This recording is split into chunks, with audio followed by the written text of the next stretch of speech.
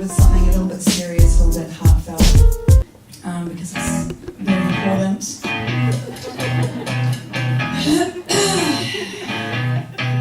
You're insecure, don't know what for. You turn heads when you walk through the door. Come on, guys! Give it to me! You don't know, you don't know you're beautiful. Stop it! Oh, shit. That went well, didn't it? Okay, so tonight, you don't know you're beautiful, but you are. So that's the starting point. I'm here to talk about reinvention and get my breath back. I've been in the gym for like 3 weeks. It's really showing. But if you're here thinking that I've got all the answers and that you're going to walk away going, oh right, I can balance motherhood with career and I know the tricks. Sorry, no. I do not have this nailed. These are all my notes, they're not in my brain. My brain is like a mixture of lasagna and testicles, just a mess. I don't even know if I'd be able to write this or even be here tonight because the thought of actually having, I'm still in a breathe. Be calm. The thought of having to juggle my kids and my time, to sit down and juggle my kids and my time and write about juggling my kids and my time made me feel crazy. And to be totally honest with you, I'm going to be totally honest with you because that's what I've learned, that's what we need to do because motherhood can be an isolating journey. I think there are a lot of mothers out there here tonight, and I think you'll realise and you'll acknowledge that mothers are the most judged people around, from how you have your baby. You're going to get it cut out, you're going to squeeze it out, what are you going to do? Shut up. How you feed your baby tits or the formula or whatever. If you go back to work or if you stay at home, you're going to get judged, and it can be suffocating, and it is hard work, right? Mums, holler at me. Yeah, right? It's so hard. So to even be here tonight, I'm sure there were millions of conversations and babysitting things, but even for you to leave the house, so thank you. Sometimes I think, how did this happen?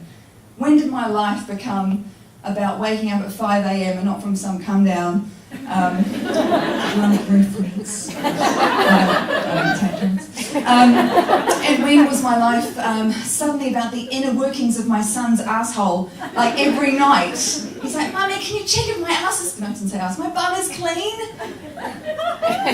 Yeah, you wiped real good, Leo. You did. That is my life. Truthfully though, I'm worn out. I am worn out. And I'm hanging by a thread on most days. A bed and a bath to me has the same sex appeal as that guy used to before he became buff and orange. Look at the state of that. It's like, come on, mate. No. But, there's minimal sex happening in my bedroom these days. Sleep is my lover now. Ah, sleep, touch me on my titties. And then sleep, no, they're down here. I'm not really selling motherhood, I'm sorry. But I love my kids, I'll do anything for those pestering, beautiful little angels, it goes without saying. So these are my critters. This is Leo, little cute little man. Yeah, just a few pictures, whatever, no big deal. Ivy. You'll see there, that's my fat guts just rolling out that little bit of flesh. That is my son. Yep, Ivy. Another little cutie. The picture perfect motherhood thing is Ivy and Guy, Leo and Guy. We do a lot of sleeping in this house. And then that's what it's really like, of course. And a couple more. I can't put too many in here tonight. And that's what it's really like, Ivy, and sleeping and crying and cuddling and sleeping and crying and faces and Leo and oh God and there. So if I think about it and I'm completely honest, I think that motherhood isn't what I thought it would be. And maybe I'm still in shock. Because before I got pregnant with Leo 6 years ago, motherhood sounded like, or felt like to me, it would be amazing and easy. I was 35 after all, a grown woman, I had a career, I was on TV. And Google Images told me what to expect, so I thought being a mum was going to be easy, or that at least I was going to find it easy. Just put motherhood into Google, what'd you get? Yay! Happy on my back! Eating salad! Yes! Salad! Oh my God, I love salad!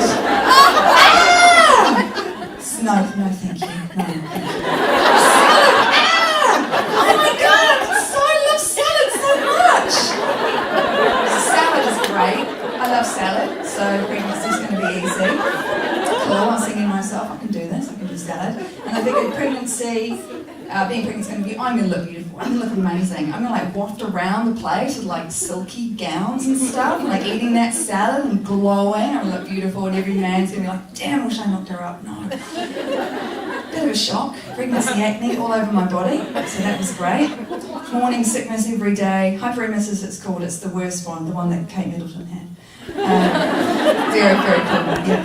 So I was in the hospital with a drip in my arm because they vomited so hard, broke a blood vessel in my eye. Oh, Ain't nobody got time for that. that's right. Ain't nobody got time for that. But motherhood really looked more like that, actually, truth be told. But anyway, I went ahead and I got pregnant, didn't I? Look at my face, all excited, naive, no idea what's in store. All that salad and euphoria I was promised, coming right back up with all the vomiting, and I was getting bigger and bigger and bigger. Even though I vomited every day, I still managed to put on 35 kilos. I'm a miracle of science. This is a picture of the day that I went into labour with Leo. 2-day labour. I won't go into details, but just when you think you can't get any bigger, out he pops. And oh wow, you are just so in love with this little person. Like Taryn was saying about me, how you just love that little guy. So in the beginning with Leo, I was kind of lulled into a false sense of security about my career, because I had a job. I had a couple of jobs. I was writing this book. And I was also filming a TV series for TV1 called Keep Calm and Carry On, which was documenting my first year as a mum. So I didn't really sense that I was stepping away from anything or losing a part of my identity at all. I still felt like it was happening. So this is the beginning titles for Keep Calm and Carry On. It kind of explains the whole vibe, really. You know, I had notions of what motherhood involved, but I'm only now fully comprehending what it takes because it's my turn. I'm documenting the process of learning to be a mum. There's so much advice out there, so I won't offer any, but I will give you my honest experience with Leo. And it starts with this touchstone: keep calm and carry on. I'm a new mum, I'm actually his mum. Apparently pregnancy's safe, otherwise there wouldn't be a human race, but honestly, how do you get from newborn to even Leo's age in one piece, the 8th wonder of the world? Hold that thought. Come back! I filmed this series over the course of a year. My first year as a mum, so you'll witness me in various stages of postnatal chub and recovery. Sometimes I'll have a massive double chin and my hair will be all like that. Sometimes I won't even be wearing makeup, but hey, it's life for the newborn, isn't it? Yeah. It's not about a list of namby-pamby things either. I'm not going to be telling you how to be a mum or how it should be done. Partly because I'm still learning how to do it myself. Really, I'm just trying to work out what it takes to grow a kiwi. Now I know how that's supposed to look. Cute perky music and fun in the sun at the beach. But right now my world looks a little different. Part of my public service to new mums reminds me of Big Brother. You remember, social experiment, ordinary people in lockdown getting judged 24/7, start freaking out they don't measure up. Yeah, well I'm living it. Brace yourself, it's quite rough. So because I was documenting the whole thing, I didn't really feel like, as I said, that I was, out of a career. I didn't really feel that sensation. There was still a sort of hangover from the Jaquie Brown diaries, so people still wanted me to write things for magazines and appear here and there, and that stuff isn't real. That's not really important, but for some messed up reason it made me feel valued, as sad as that sounds. So that's just the truth of it. For my book, I interviewed a range of mums, some of whom are here tonight. And one of the questions I asked all the mums was, how did your relationship change when you had your baby? And one of the comments that really stuck out in my mind was from a friend of mine, Jade. And it didn't make sense to me at the time, but of course afterwards you're like, She says, believe me, spit all over the page, even in the perfect, strongest relationship, there will be pressures and resentments. Invariably, you both always think the other one has it easier, and it goes on like this forever. So Guy, my husband, his whole life didn't really change. So he's got a tired wife and a new baby boy, but he would get up every day, have a shower, leave the house, go to work, while I'm at home with the baby. It's different for dads, it just is. And there are pressures, and I've talked to Taryn about it as well, there are pressures, of course there are for the dad, but if you're the one that grew it in your guts, it is just different for you. So part of the show, as I said, I set up a video camera in my room so that whenever I felt like I had enough energy, enough makeup on, or I felt like I had something to say, I would go in there and I would record it. And it was really therapeutic because it was quite confessional, and I was alone quite a lot. So today is the day that if I was going to be at my wit's end, it would be it. I got up in the night, I think 3 times. So I got up at 1 o'clock, 3 o'clock, and 5:30, and then the cycle continued. And because he's had his jabs, he just will not settle. I just don't know what to do. Help! He doesn't normally wake up and then go back to sleep and then wake up and go back to sleep and then wake up and go back to sleep in sort of 5-minute blocks. Do you? No. You love them so much that you've got no idea what they're trying to say to you.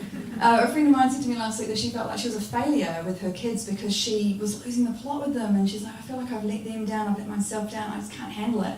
And I was like, oh man, because she's used to working in boardrooms and dealing with business, and she could not understand why these 2 little humans were just ruining her.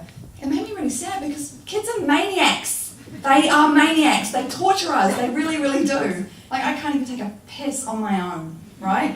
I'm nearly always having an audience, and that's not because my husband is kinky. That is, like, my kids are obsessed with my body. The thing that I hear the most at home at the moment is, Mummy, can I touch your boobies? I'm not joking. And then Ivy's like, Mummy, can I touch your boobies too? And because I don't want to give them a complex or like make them feel bad, I'm like, yeah, okay. Not the nipple. Yeah, I should feel grateful that somebody wants to touch them, but still, it's a bit weird. There are so many new emotions, when you become a mum. Some are funny and some are tricky, but nearly all of them are a surprise. It's just a horrible thing seeing your baby be fed by somebody else. Isn't that ridiculous? And I don't know whether it's jealousy, you don't want him to get that satisfaction from anybody else, or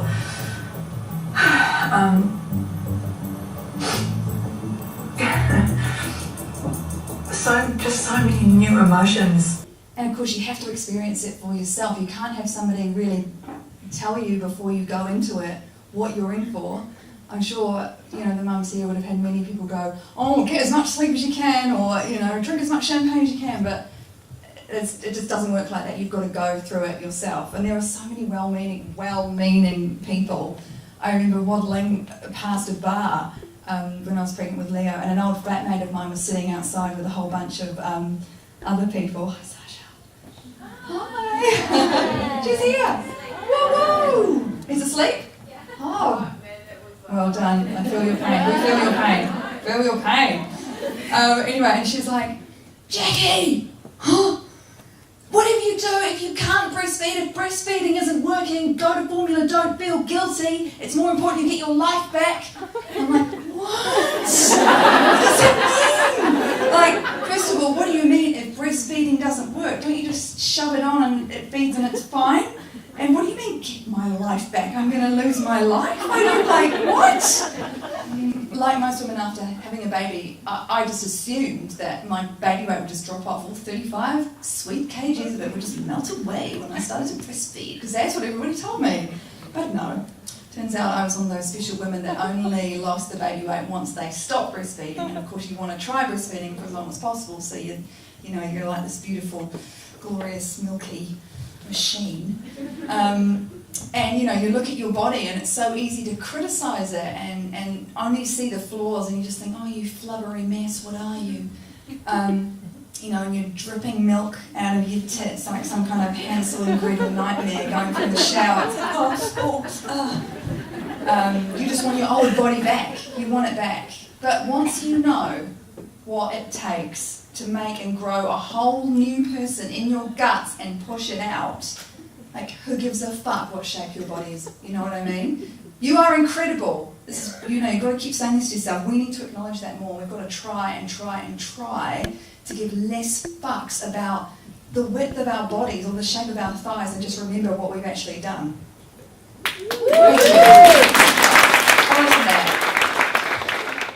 I'm looking at myself in the mirror, naked, a little bit. It is quite a shock to the system seeing your body in all its glory.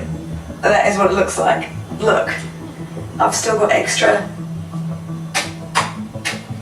I've still got the line, and there's back fat too. Look at that. That wasn't there before. See that? So, it's a whole new experience. Back fat's still there, by the way. I remember speaking to a friend about recovery after birth, and she was like, I just want a good night's sleep after the birth, and then I'm ready. And I'll take it on, I'll go into it straight away. But of course you can't, because there is no break, is there? As soon as you have that baby, it is full-time, it's a full-time job. A friend came to visit me the other day, and he said, so what do you do all day to keep your mind active and keep you occupied and stuff? I couldn't believe it. I was like, it's a 24-hour, 7-day-a-week job. It's full-time. It's not like you wake up, do some stuff with the baby, and then clock off at 6 and have a glass of wine, and that's that. You are constantly a mum. And then, as if I'd been given another child, a third child, there was this dark passenger that would follow me everywhere constantly, and his name was Guilt, and he was an asshole, and he's still here, following me every fucking day. Every half an hour out of the house equals me sitting down and expressing milk so that I've got that freedom. It's like my ticket out of the house. And I just thought, how long am I going to be doing this? How much longer am I going to be sitting there going, rah, rah, rah, rah, to give myself that time so I've got the freedom to go out and do things that I need to do? And then I felt so guilty for even feeling that. I felt like, I just felt awful. Does that make me a bad mum for wanting part of my life back? I just felt so conflicted, because here's my beautiful baby that I adore and want to do everything that's right by him, of course, and then there's, on this other side, I really crave my independence and want my life back. Should I even want to have time away from him? Should I even, I know that's ridiculous, I know of course I should have time away from him. And my heart was full, but I was feeling a bit like, what is this? I feel like maybe have I got a bum deal here? Why is this all on my shoulders? The offers for work for me were kind of fewer and far between, and then often I'd find out that I was offered a job and then it was taken away and given to a guy in the industry because I was like, oh sorry, I can only work this hour and this hour, I've got to look after the baby, blah, blah, blah. And they're like, oh, we'll just give it to blah, blah, blah, instead of a popular male person of New Zealand here because he can work all the time. And you're like, fuck.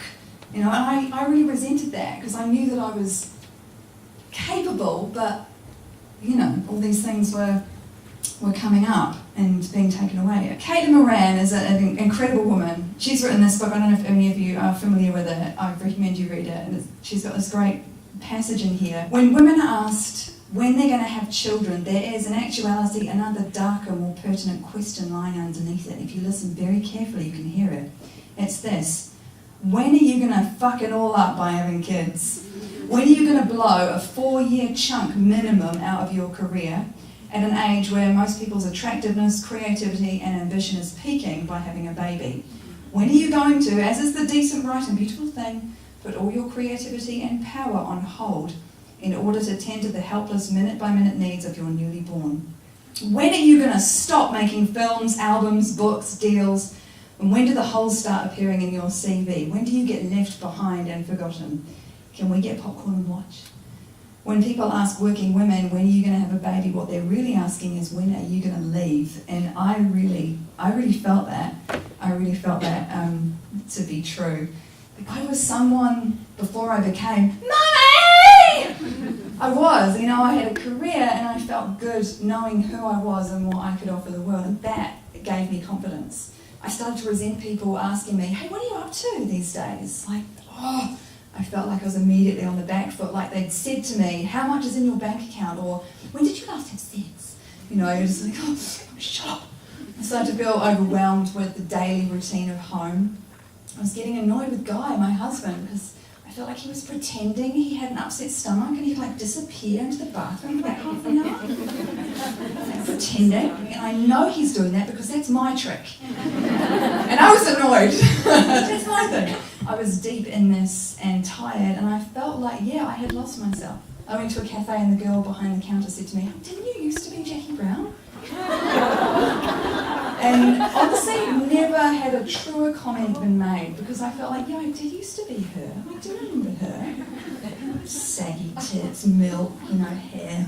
I wondered to myself, how can I love these people so much, but at the same time they can frustrate me so much that I want to yell at them, "Just shut up, leave me alone, I can't handle you."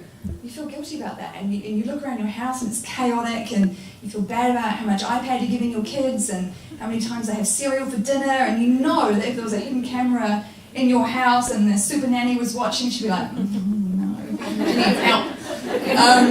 And I saw on Facebook the other day someone, I think it's a thing that's going around, describing the home of a mother or a family, and they're like, there appears to have been a struggle.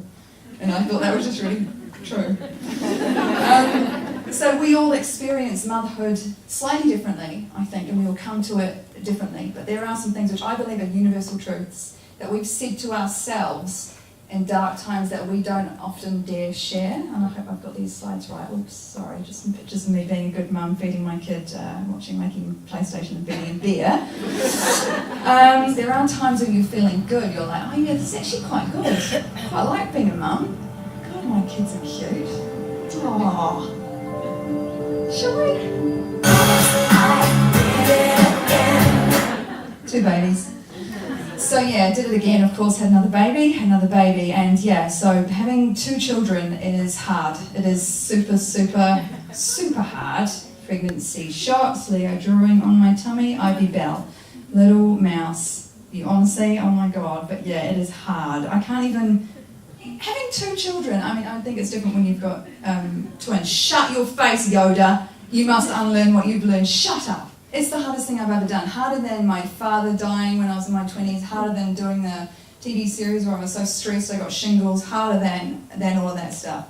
These are the things that you think to yourself in the dark times, I think. I've had women say this to me, and you're laughing, but I think a lot of women have actually thought this thought, I regret having kids. It's okay to think that thought. I'm not enjoying this is another thing that I think a lot of women have said. I'm really not enjoying this. That's okay as well. I want to run away and hide. Yep, I've been guilty of that thought. Am I ever going to see the old me again? And these are my thoughts in my dark times where I'm like, fuck, I've lost my sense of humour. Like I don't find anything funny, or I've got no sense of humour about anything anymore. I'm just like a grumpy mum. I've lost myself. Like I truly felt like I didn't know who I was anymore. My career's over. These are all my real thoughts. Taryn and I had coffee when Ivy was about 8 months old, and she wanted me to talk to you about me for the Women's Collective, and I just couldn't do it. And I didn't realise until that point just how much confidence I'd lost. Slowly and surely over the course of having children and doing things differently to what I was doing, I had been worn down by the day-to-day. And I felt like I didn't have anything to offer to speak about, no point of view, nothing for the professional world. I said to a friend once that I was thinking, I was losing my mind with being a mum, and I wanted to see a counsellor. She's like, girl, you don't need a counsellor, you just need help. You need to take the washing to the laundrette, don't do it yourself, you need to clean it, you need help, lots of help. Because if you don't have your family around you, as I said before, it can be isolating, and you just need people around you, but it's really hard to get that. Sometimes, and it took me a long while to work out how to get the help that I needed. So, I turned 40 last year, and it was a milestone for me in quite a few ways. See that I felt like I was back to my old self. Me, this is me, what you're seeing now is back to my old self. Version 2, better than before. I felt like over that little chunk I'd been able to shake off a lot of things that had plagued me. The kids were getting older, it was getting easier. I'm going to the gym for fun, not because I felt any anxiety at all about my shape or my size, because for the first time in my life I'm like, fuck that insidious shit.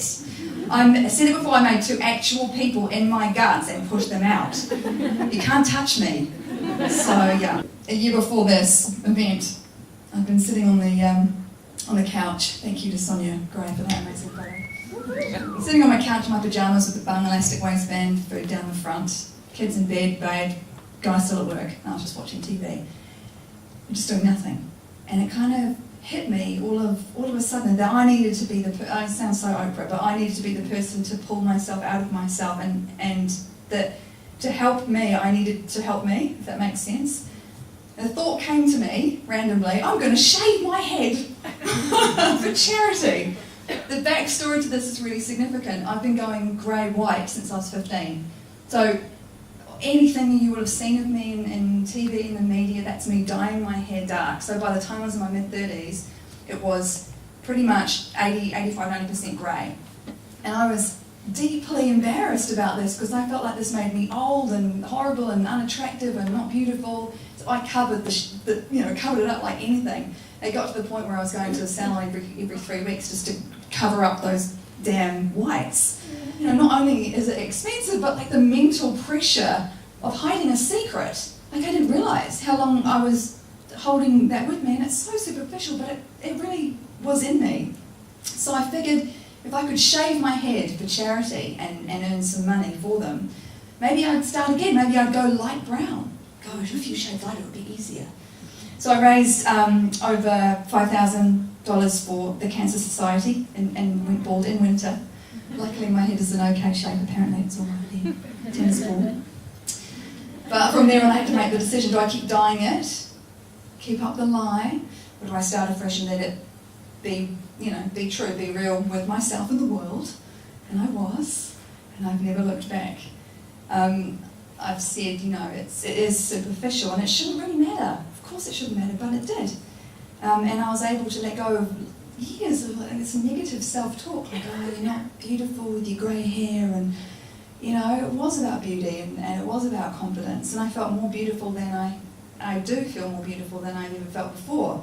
I think motherhood is a great leveller, and it's a point of connection with all other women who've been through it because we know how bone-crushingly hard it can be. Even more so for any woman that wants to hold a career as well. Support needs to be there, but critically we actually need to ask for it and know how to ask for it, and kind of treat ourselves as if we were that newborn, like all swaddled and snuggled, and take the breast, whatever you want to do with the breast, that's fine, that's your personal business.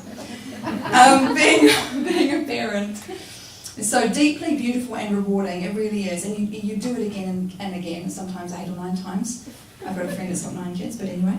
The 4 a.m. wake-ups, you push through getting every bug under the sun, and having a bad back and having the life that you knew blown apart completely with one hug or, a little, I love you, mummy, it can just really, really lift you up and kind of level things out. And there is no greater love. Interestingly, my best friend was saying to me once that when you listen to a song on the radio and you used to think about your lover, now you think about your kid. So anyway, do some things for you. This is non-negotiable. So as Sarah said, Helena and I, she said, that's why we're writing a feature film. We have got a fire up our bums. Helena's a mum as well. We want to do something that can make our kids proud as well as making us proud as well.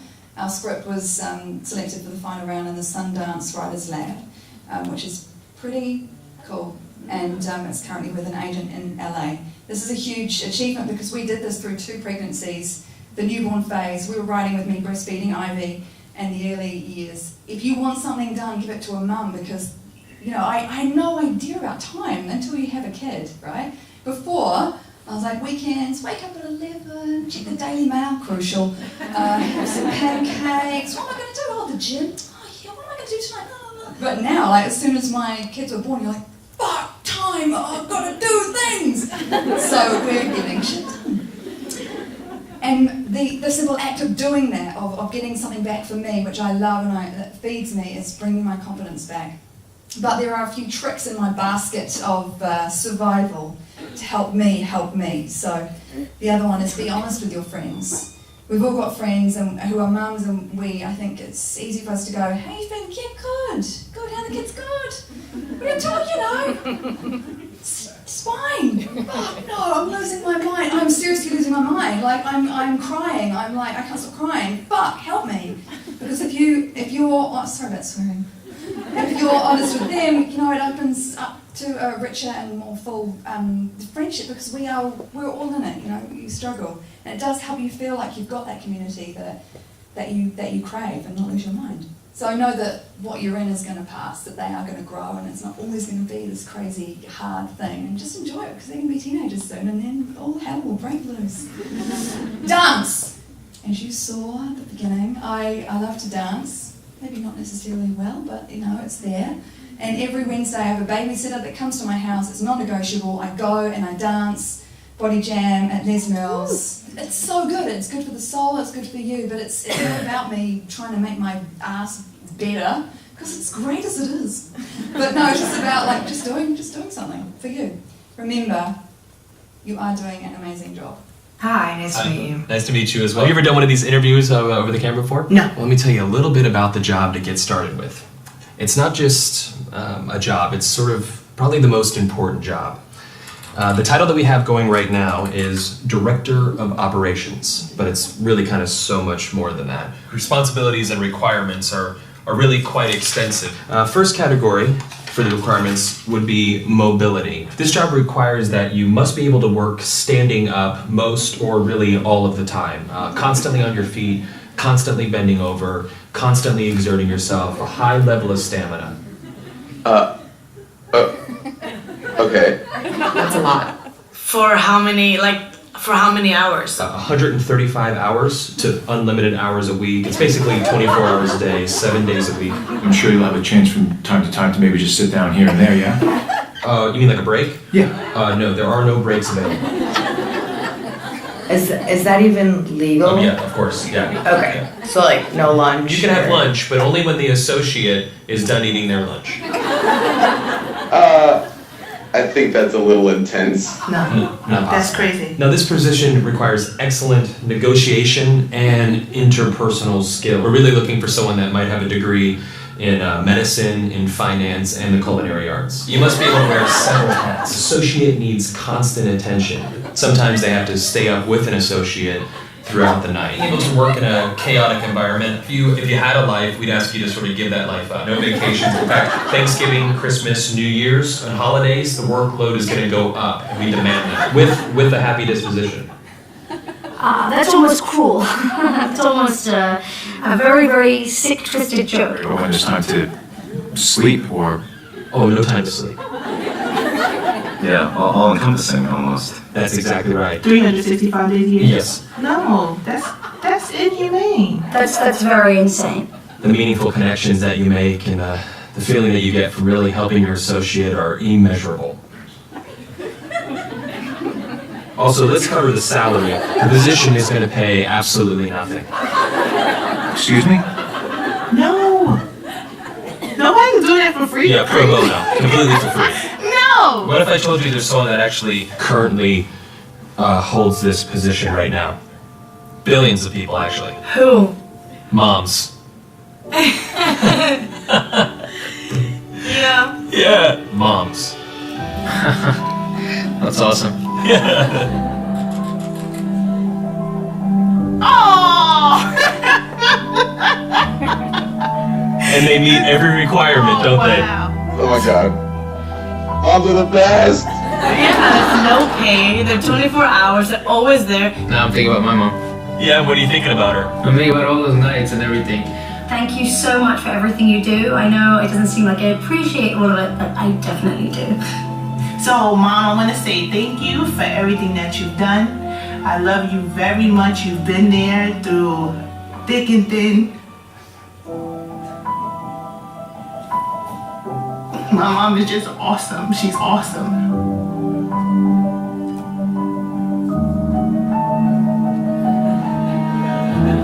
Yeah, I'm a dry eye.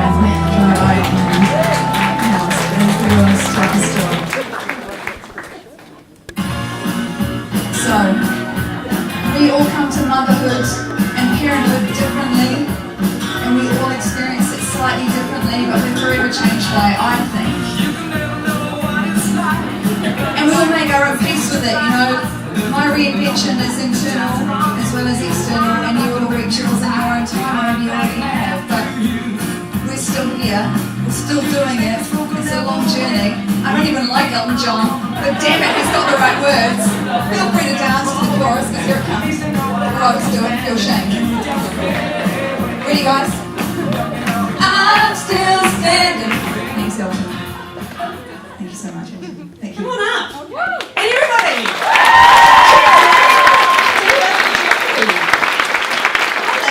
This is what we get to questions. I have questions, but before I take all the time, just Karen, want to say a little something. Okay, just a little outro.